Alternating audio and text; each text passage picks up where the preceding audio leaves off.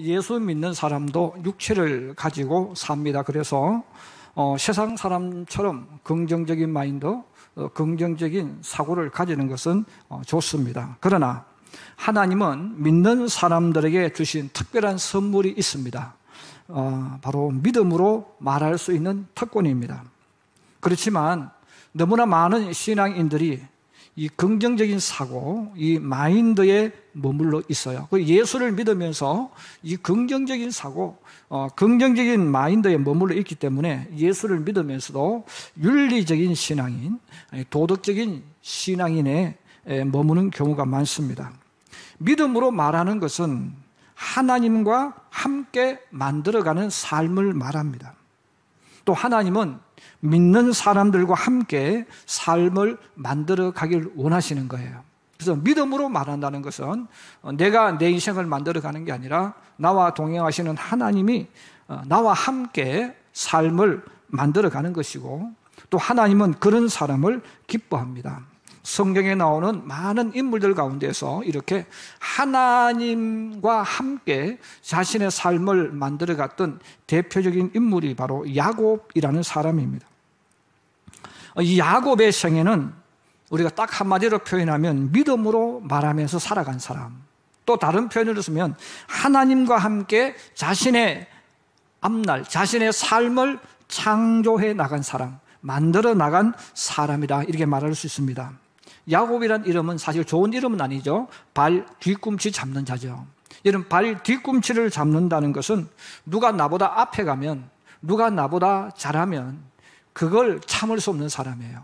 그래서 누가 나보다 앞에 가면 끌어내리고 내가 그 자리에 나가야 적성이 풀리는 그런 사람이죠. 좋게 말하면 승부욕이 아주 강한 사람이고, 좀 나쁘게 표현하면 정말 이기적인 행동을 하는 사람이라고 말할 수가 있습니다. 그러므로 성경에서 자신보다 앞서 나가는 형 에서의 뒷발꿈치를 잡고 있었다고 하잖아요. 자, 이렇게 자기보다도 더 앞에 가는 어떤 존재를 인정하기 싫어하고 내가 그것을 밀어내고 내가 그 자리에 올라가고 싶어하는 그런 인물이 바로 이 야곱이라는 사람입니다. 그런데 하나님께서 이런 야곱의 이름을 이스라엘로 바꾸어 주셨어요. 이제는 너는 야곱이라 부르지 않고 이스라엘로 부르겠다. 이스라엘은 무슨 뜻입니까? 하나님과 겨루어 이긴 자라는 뜻이죠. 자, 하나님과 겨루어 이긴 자라는 뜻은, 진짜 뜻은 무슨 뜻이냐면 하나님께서 져 주신 자. 하나님께서 일부러 져 주셨다는 거죠. 자, 하나님께서 왜 일부러 져 주는 사람이 되었을까? 그래서 야곱에게 너는 이제 이스라엘이야 하는 이 말은, 너는 내가 너를 볼 때마다 나는 너한테 질 수밖에 없어. 내가 너한테 져줄 수밖에 없는 너는 사람이야. 하나님께서 그렇게 말씀을 하셨습니다. 야곱이 자 이렇게 하나님께서 져줄 수밖에 없는 그런 사람이 된 이유가 있다는 거죠. 그 이유가 바로 뭐냐? 야곱이라는 사람은 믿음으로 말하면서 살았던 신앙인이라는 뜻입니다. 저는 이번 주, 다음 주 계속해서 그럼 야곱은 어떤 상황 속에서 무엇을 믿음으로 말하면서 하나님과 함께 그의 삶을 만들어 갔을까에 대해서 나누려고 합니다. 첫째는 야곱은 바보 같은 것을 요구하는 사람입니다. 이 바보 같은이라는 말은 그거는 말도 안 되는 선택을 말하는 거죠. 그것을 하면 그거 손해보는 선택이죠. 야곱은 고향을 떠나서 하란에 온 지 14년이 되었습니다. 그런데 14년 동안 외삼촌 라반의 집에서 임금을 받지 않고 일을 했어요. 그 이유를 성경은 말합니다. 결혼 지참금이 없었다는 거예요. 결혼 지참금이 없었기 때문에 그는 라반의 딸들과 결혼하면서 그 지참금 대신에 14년 동안 봉사를 했습니다. 이제 그는 결혼도 했고 가정이 생겼습니다. 그런데 문제는 야곱이 살 집과 먹고 살 만한 터전이 아무것도 없었습니다. 그리고 때마침 14년이 지났습니다. 어느 날 외삼촌 라반이 야곱을 불러서 말합니다. 야곱, 내가 너 때문에 이렇게 부자가 되어졌어. 그러니 이제는 나를 위해서 수고한 모든 기한도 찼으니까 내가 너에게 품삯을 줄 테니까 너 스스로 품삯을 한번 정해봐. 내가 너에게 얼마의 품삯을 주면 될까? 이 야곱이라는 외삼촌 라반이라는 사람은 극과 속이 다른 사람입니다. 앞에서는 웃으며 말하지만 뒤에는 철저하게 탐욕과 속임수로서 자기의 이속을 챙기는 사람이죠. 야곱도 잘 알고 있어요.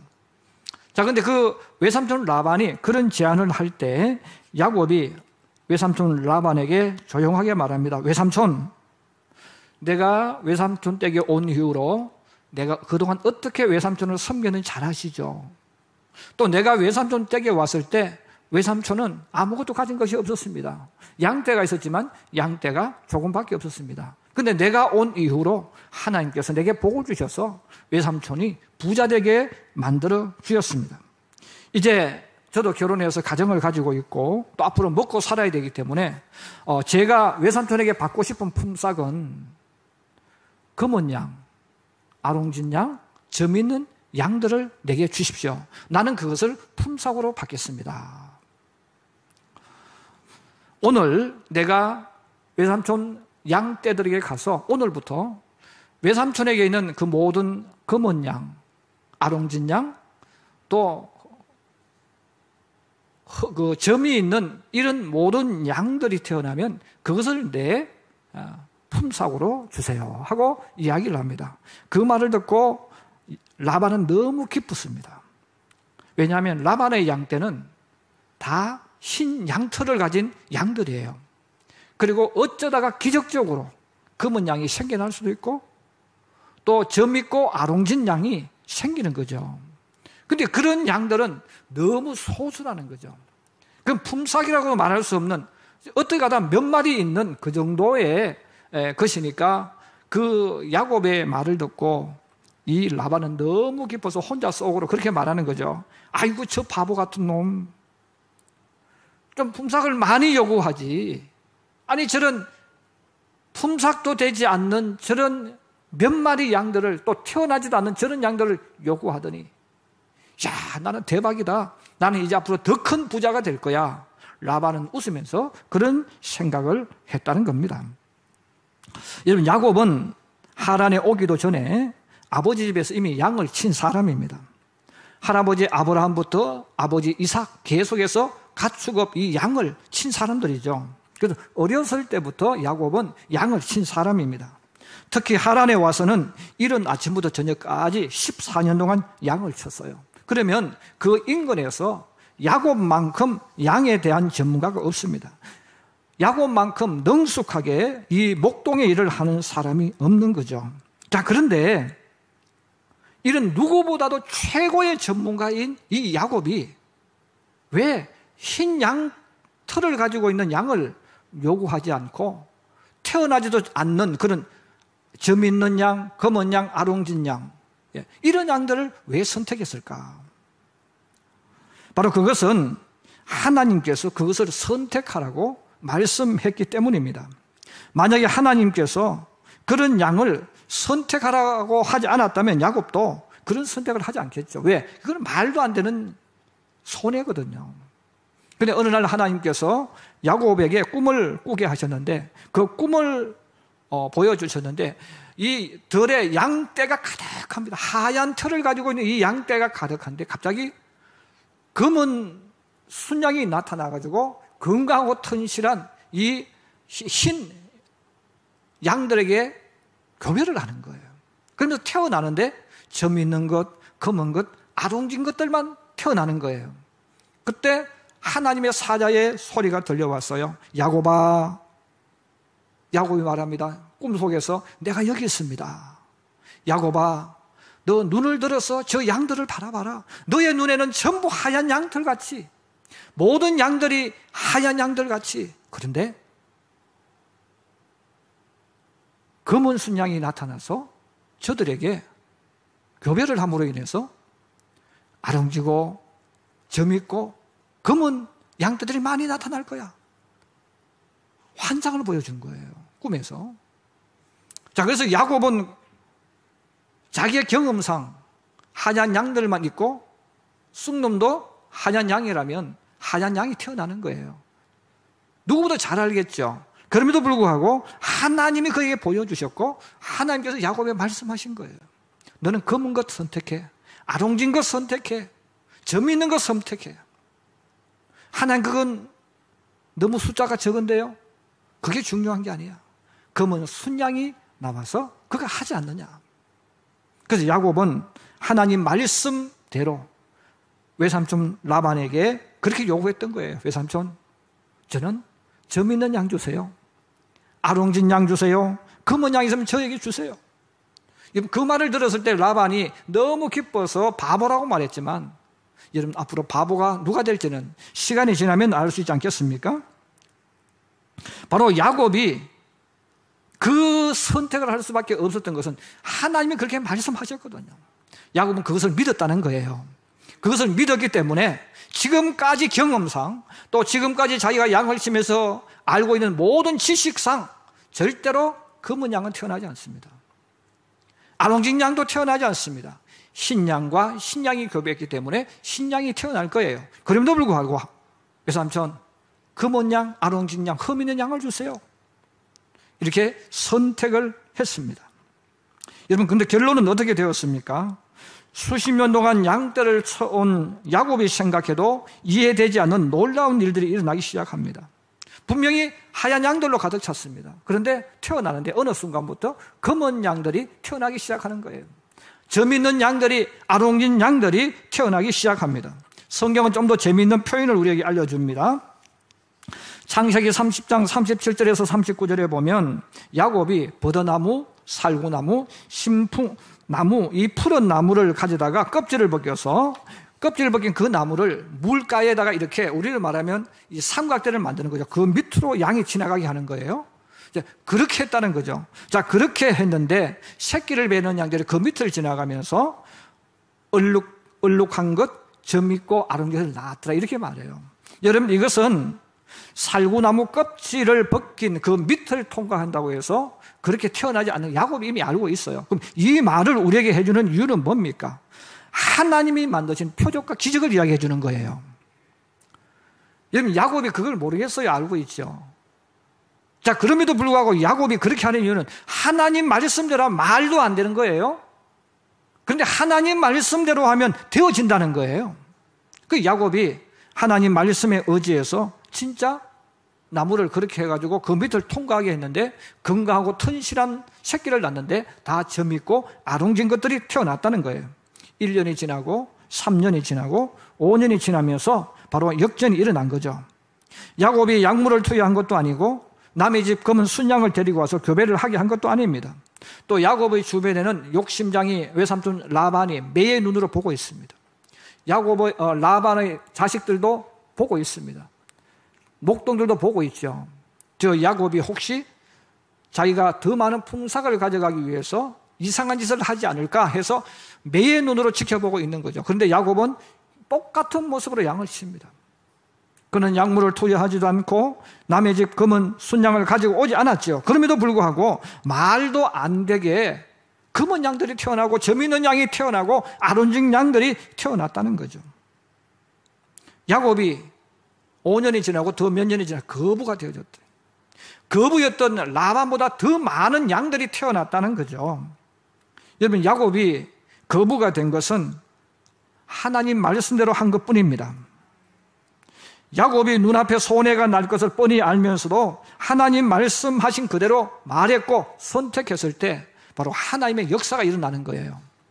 그러므로 믿음으로 말했을 때, 우리가 믿음으로 말하고 나아갈 때 그때부터 하나님의 역사가 일어나는 거예요. 그래서 하나님께서 우리들에게 너희가 세상 살면서 믿음으로 말하라, 말씀하고 있습니다. 하나님의 말씀을 믿고 그 말씀대로 외치고 선포하고 나아갈 수 있기를 주님의 이름으로 축복합니다. 그 말씀을 믿고 외치고 나가면 놀라운 하나님의 역사가 그 속에 일어난다는 거죠. 두 번째로 우리가 오늘 읽었던 이 본문의 말씀이죠. 야곱이 모든 식구들을 불러놓고 베델로 올라가자라는 이 선포를 했습니다. 야곱은 그의 가슴 속에 두려움이 있고 공포가 있는데 그 두려움과 공포는 형 에서에 대한 두려움과 공포입니다. 야복 강가에서 하나님께 기도하고 화해를 했습니다. 그리고 서로 웃으면서 재물을 함께 나누고 형이 돌아갔지만 야곱의 마음속에는 그 형에 대한 두려움과 공포가 있어서 차마 아버지가 있는 곳으로 가지 못하고 세겜 지역에 장막을 쳤다는 거예요. 장막을 쳤다는 말은 거기 살 생각을 했다는 것입니다. 그래서 이 야곱이 세겜 지역에 장막을 치고 거기 있는 터를 잡고 이제 사람들과 교류를 하면서 살아갑니다. 야곱은 사실 20년 전에 베델에 찾아오신 하나님 앞에 약속을 했죠. 하나님, 만약에 정말로 하나님께서 제가 하란에서 건강한 모습으로 또 주님 말씀하신 것처럼 복을 받아 돌아오면 제가 가장 먼저 베델로 나아가서 하나님께 제사를 드리겠습니다. 약속을 했습니다. 그런데 야곱은 베델로 가지 않았습니다. 왜? 형 에서 때문에. 형이 어떻게 변할지 아무도 모르잖아요. 지금은 웃고 있지만 저 형 에서가 군대를 가지고 있는데 그 군대로 나를 공격하면 나는 꼼짝없이 죽는다는 거예요. 그래서 형과 멀찍이 거리를 두고 이 세겜 지역에 있었던 거예요. 하나님께 약속을 했지만 그 하나님의 약속도 뒤로 미루어놓고 일부러 가지 않고 지금 세겜에 있습니다. 그런데 야곱을 제외한 야곱의 부인들, 야곱의 자식들은 하란에서 태어난 사람들입니다. 그 하란에서 태어났으니까 여러분, 하란은 어떤 곳입니까? 하나님이 없는 곳입니다. 우상이 가득한 곳입니다. 그럼 이 야곱을 제외한 야곱의 부인들과 야곱의 자녀들은 하나님 없는 이방의 세계에서 자랐고 그들의 문화 속에 살아온 사람이에요. 이 가나안의 문화가 그런 것이죠. 나라는 다르지만 이방인의 문화는 똑같은 거예요. 그러면 이 야곱의 집이 이 세겜에 머물러 있으니까 이 세겜에 있는 동안 야곱의 자녀들도 부인들도 이 가나안 사람들과 굉장히 가깝게 접촉을 합니다. 함께 어울렸다는 거죠. 그리고 성경은 그렇게 말해요. 자, 그런 상황 속에서 어느 날 야곱의 딸 디나가 세겜에 있는 가나안의 친구들, 딸들을 찾으러 만나러 갔다는 거죠. 그 딸들을 만난 이유가 뭐예요? 서로 만나서 이야기하고 이런저런 교제하는 거 아니겠어요? 자, 그렇게 하러 나갔다가 세겜 추장에게 뛰었습니다. 그 너무나 아름다운 그 여인을 보고 이 추장이 세겜이 강제로 자기 여자로 만들어버렸어요. 욕보여버린 거예요. 사실 이것은 이방의 세계에서는 얼마든지 용인할 수 있는 거죠. 왜? 내가 돈 있고 권력 있고 힘 있으면 그렇게 할 수 있다고 생각을 하고 그 문화 자체가 그렇지 않습니까? 그런데 그 소식을 들은 야곱, 이 디나의 오빠들이 화가 났습니다. 우리 가문을 욕보이고 우리 집안을 욕보였다는 거죠. 그래서 가슴에 복수심을 가지고 있지만 숨겨놓고 서로 통혼하는 조건으로 남자들은 결혼 할례를 받아야 된다고 이야기를 했습니다. 근데 야곱이 너무너무 부자였기 때문에 또 그 지역에 사는 사람들이 야곱의 재물이 탐이 나는 거예요. 그래, 저 야곱이 우리와 같이 통혼해서 내 딸들이 저들 자식들 결혼하면 또 저들 여자들이 우리 집에 며느리로 오면 가족이 되어지고 물질을 함께 나누게 되어지니까 우리가 덕을 볼 수 있을 거야. 이런 생각을 하고 통혼한다고 하고 할례를 받았습니다.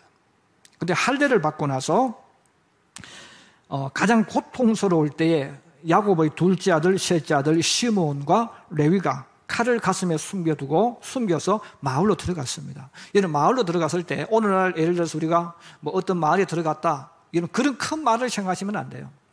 그때는 사람이 많이 살지 않았고 마을이라고 해도 뭐 지금처럼 수백 명, 수천 명 사는 그런 마을은 아니잖아요. 그 세겜이라는 마을에 들어갔는데 남자들이 다 할례를 받아서 집안에 누워 있습니다. 근데 이들 시몬과 레위가 찾아왔을 때도 누구 하나 의심하지 않았겠죠. 왜? 서로 앞으로 가족이 되기로 약속을 한 사이들이니까요. 근데 이 두 사람이 칼을 가슴에 숨겨서 들어가가지고 방 안에 아파서 누워있는 그 남자들을 다 칼로 찔러 죽였다는 거예요. 그 집 안에는 남자들을 다 칼로 죽여버렸으니까 동네의 남자들이 다 죽었습니다. 두 명은 어린 아이들과 그 부인들을 그리고 가축들을 다 빼앗아서 집으로 돌아왔다는 거예요. 근데 이게 소문이 퍼져나갑니다. 자, 소문이 퍼져나가니까 주변에 있던 이 세겜 마을과 연결되어 있는 가나안 사람들, 또 그들은 같은 족속들이잖아요. 그래서 그 소문이 퍼져나가면서 저 외지에서 들어온 저 야곱이라는 놈의 자식들이 세겜 마을 사람들을 다 죽이고 가축을 다 빼앗아 갔대. 야, 이거 그냥 두면 안 돼. 저놈을 죽이자. 그래서 그 가나안에 있는 마을의 사람들이 모여서 군사를 모집하고 무기를 모아서 야곱을 공격할 준비를 합니다. 야곱도 그 소식을 들었어요. 근데 야곱이 아무리 부자고 집에 양을 치는 목동들이 있다 할지라도 이런 그 인근에 있는 모든 주민들이, 남자들이 무기를 들고 공격을 하면 야곱이 이길 수가 없죠. 그래서 야곱은 전전긍긍합니다. 싸울 수도 없고 도망갈 수도 없고. 자, 그런 상황 속에 있을 때 바로 하나님께서 야곱을 찾아오셨어요. 야곱에게 찾아오셔서 하나님께서 말씀합니다. 야곱아, 일어나 베델로 올라가서 거기 거주하며 내가 내 형 에서의 낯을 피하여 도망하던 때에 내게 나타났던 하나님께 거기서 제단을 쌓아라. 사실 하나님의 이 말씀은 말이 안 되는 거예요. 지금 가나안의 사람들이 복수를 하기 위해서 무기를 준비하고 군사를 만들어서 지금 야곱을 공격하려고 하고 있는데, 그럼 지금 야곱이 급한 게 뭡니까? 저들을 방할 진지를 준비해야 되겠죠. 저들이 공격할 것을 생각해서 용병도 사고 무기도 사고 해서 가나안 사람들이 공격하면 물리치기 위한 준비를 해야 되는데, 갑자기 뜬금없이 주님께서 야곱에게 찾아오셔서 야곱에게 말합니다. 일어나 베델로 가라는 거죠. 여러분, 일어나 짐을 꾸리고 가면 어떻게 전쟁을 하겠어요? 그 전쟁하는 순간, 이사하는 순간 적들이 포위해가지고 아는 자도 다 죽여버릴 거예요. 근데 여러분, 야곱이 가족들을 모아놓고 선포를 하는 거예요. 비록 적들이 우리를 공격하기 위한 준비를 하고 있을지라도 하나님께서 내게 나타나셔서 내게 말씀하셨다. 일어나 베델로 가라고 하셨다. 지금 우리는 전쟁을 준비해야 되고 적들을 막을 준비를 해야 되지만 하나님이 그렇게 말씀하셨기 때문에 이제 우리는 여기서 준비를 해서 베델로 올라가야 된다. 그래서 야곱이 2절, 3절을 이야기합니다. 우리 한번 같이 읽어보실까요? 우리 2절, 3절 같이 봅니다. 시작. 야곱이 이에 자기 집안 사람과 자기와 함께한 모든 자에게 이르되 너희 중에 있는 이방 신상들을 버리고 자신을 정결하게 하고 너희들의 의복을 바꾸어 입어라. 우리가 일어나 베델로 올라가자. 내 환난 날에 내게 응답하시며 내가 가는 길에서 나와 함께 하신 하나님께 내가 거기서 제단을 쌓으려 하노라. 사실 야곱의 선택은 잘못된 선택이에요. 사실 야곱의 선택은 바보 같은 선택이에요. 전쟁하려고 하고 있는 가운데 어떻게 짐을 꾸려서 이사를 할 수 있겠어요? 말도 안 되는 거죠. 그럼에도 불구하고 야곱은 사람들 앞에 선포 그렇게 하는 거예요. 하나님께서 내게 이렇게 말씀하셔서, 그러므로 나는 하나님 말씀대로 여기서 전쟁 상황이고 어떤 일이 일어날지 모르지만 내 생애 가장 위험한 선택일 수 있지만 하나님이 일어나 베델로 가라 하셨기 때문에 나는 베델로 갈 거야. 너희들도 다 베델로 올라갈 준비를 해라. 그리고 올라갈 때도 여기서 있었던 모든 옷들을 다 바꾸고, 그리고 너희가 가지고 있던 우상들, 수호신이죠. 이 하나님 믿지 않는 사람들은 수호신을 가지고 있죠. 그래서 우리나라 옛날 어른들도 어떤 데 가면 이 부적 같은 걸 줬잖아요. 부적이 뭡니까? 수호신이죠. 그래서 성경은 이 수호신들 드라빔이라는 단어를 쓰죠. 그래서 이 드라빔이 바로 수호신 중에 한 모습을 말합니다. 자, 그래서 야곱이 그 모든 것들을 다 버리게 만들고, 우상들을 버리게 만들고, 수호신으로 만들어서 가지고 있던 거 다 버리게 만들고 짐을 꾸려서 적들이 공격하는 위험을 감수하고 하나님 말씀하신 대로 일어나서 베델로 올라갔다는 거예요. 자, 야곱이 이렇게 바보 같은 선택을 했고 바보 같은 말을 했고 엉터리로 인생을 사는 것처럼 느껴지죠. 자, 그런데 놀라운 일이 또 일어납니다. 5절입니다. 같이 한번 보십시다. 시작. 그들이 떠났으나 하나님이 그 사면 고울들로 크게 두려워하게 하셨으므로 야곱의 아들들을 추격하는 자가 없었더라. 할렐루야. 여러분, 전쟁이 일어나야 돼요. 그들 일어나기 위해 모든 준비를 다 했어요. 그런데 하나님께서 그들에게 더 큰 두려움이 임하게 만들어서 감히 누구도 추격할 수 없도록 만들었다는 거죠. 우리 보통 사람의 상식으로는 지금 전쟁 준비를 다 해놓고 상대방에게 이렇게 약점을 일부러 노출하는 거예요. 공격하기 너무 좋도록 모든 여건이 지금 만들어져 있어요. 근데 저들이 공격하려고 마음먹었는데 이상하다. 아니 저 야곱과 그 자녀들이 저 원수들이 이렇게 자기를 드러내놓고 우리가 공격하기 가장 좋게 만들어낸 이유가 뭘까? 함정이 있을 거야. 우리가 모르는 무언가 있다는 거죠. 그래서 오히려 그들이 더 두려워해서 준비 다 해놓고 이동하는 야곱을 보면서도 추격하지 못했다는 거죠. 이것이 바로 하나님이 일으키시는 하나님의 역사입니다. 믿음으로 말할 수 있는 것은 아무나 말할 수 있는 것이 아니죠. 믿음을 주셨기 때문입니다. 많은 신앙인들이 하나님의 말씀을 잘 알지만 외치지 못하는 것은 바로 내 생각에 비추었을 때, 내 지식과 경험에 비추었을 때 현실적이지 못하기 때문에 그런 거예요. 내가 생각할 때 저 방법은 틀린 거죠. 내가 봤을 때 저 방법은 가장 어리석은 방법이에요. 많은 성도들이 어떤 교회 일을 하면 가장 먼저 일을 이야기하는 게 있어요. 목사님 돈 있습니까? 그 이야기예요. 틀린 말 아니잖아요. 현실적인 이야기예요. 근데 하나님께서 하라고 하면 돈 없어도 하는 거예요. 근데 그게 안 된다는 거죠. 왜? 이미 우리 머릿속에는 어떤 일을 하려면 뭘 하게 되어지면 저기에 대한 돈이 얼마 들어가고 시간이 얼마, 이미 머리 계산이 다 되어 있는 거예요. 그게 안 되어져 있는데 그렇게 하면 부도가 나고 그렇게 망하는 거죠. 눈에 딱 보이는 거예요. 근데 하나님께서 하라고 한다는 거죠. 그럼에도 불구하고 하나님께서 하라고 하면 안 합니다. 이거 불가능합니다. 여러분, 왜 우리가 믿음으로 말 못할까요? 이미 내 머릿속에 계산이 되어 있기 때문에 안 되는 거예요. 그러면 교회에서 우리가 어떤 일을 하고 스케줄을 잡을 때 왜 하나님의 교체가 닫혀 있을 때가 많으냐 하면 많은 신앙인들이 또 교회를 오래 다녔다고 하는 사람들이 내 경험과 내 지식과 내가 알고 있는 상식으로 주님의 일을 하려고 하기 때문에 그래요. 안 된다는 거죠. 여러분, 믿음으로 말하는 것은 하나님과 함께 일하는 거예요. 하나님과 함께 하기 때문에 죽어도 하는 거죠. 망해도 하는 거죠. 죽고 망하고 이건 아무 상관이 없어요. 근데 우리는 거기에 초점 맞추는 거죠. 목사님 망하면 어떻게 합니까? 누가 책임질 겁니까? 책임은 하나님 지셔야지. 아멘? 하나님이 하라고 했잖아요.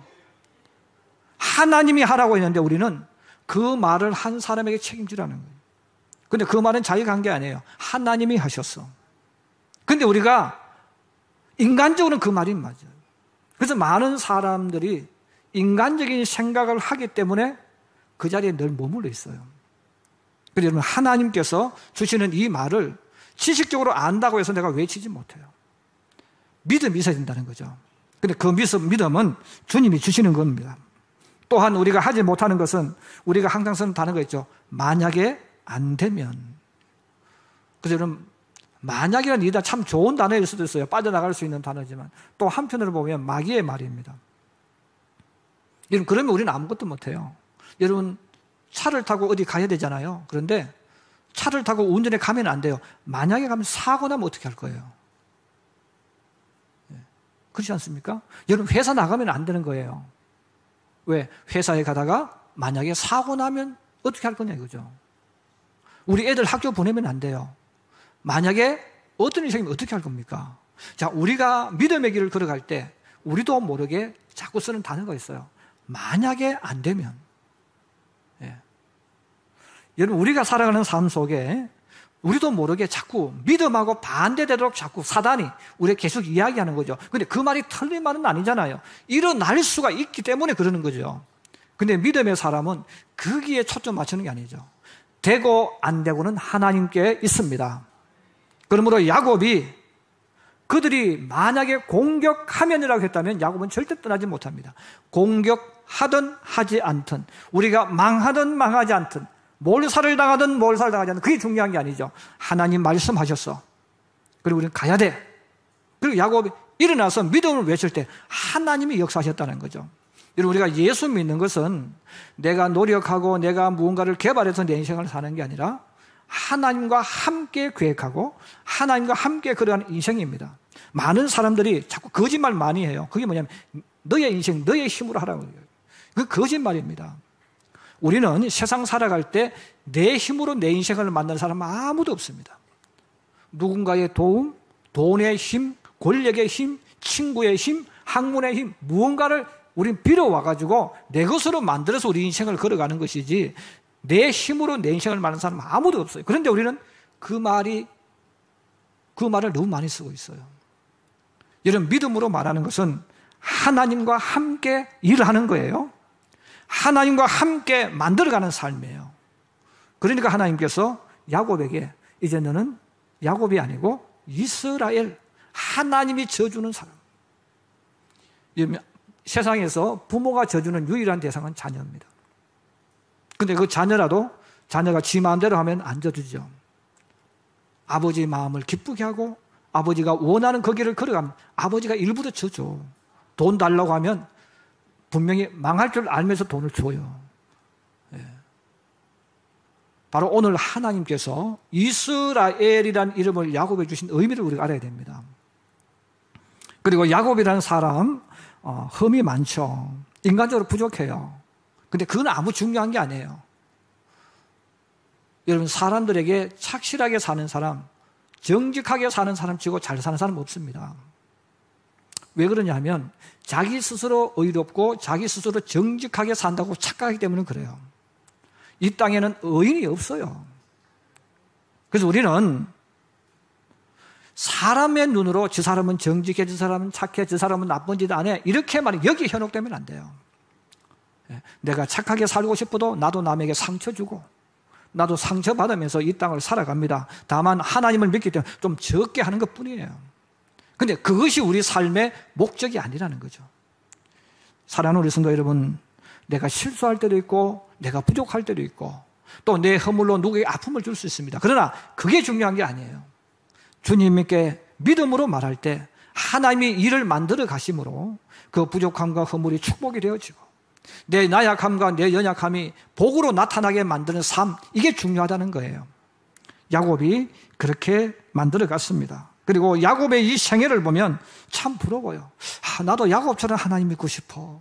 나도 야곱처럼 주는 감동과 감격과 내 삶 자체가 기적이 되도록 만드는 삶을 나도 만들고 싶어. 이게 우리 신앙인들 모습 아니겠어요? 여러분, 하나님께서 내 인생 속에 끊임없이 기적을 만들어 주시고 또 기적을 만들게 하셔서 그것을 누리면서 사람들 간증하면서 믿음의 길을 걸어가는 저와 여러분의 삶이 되기를 주님의 이름으로 축복합니다. 축복합니다.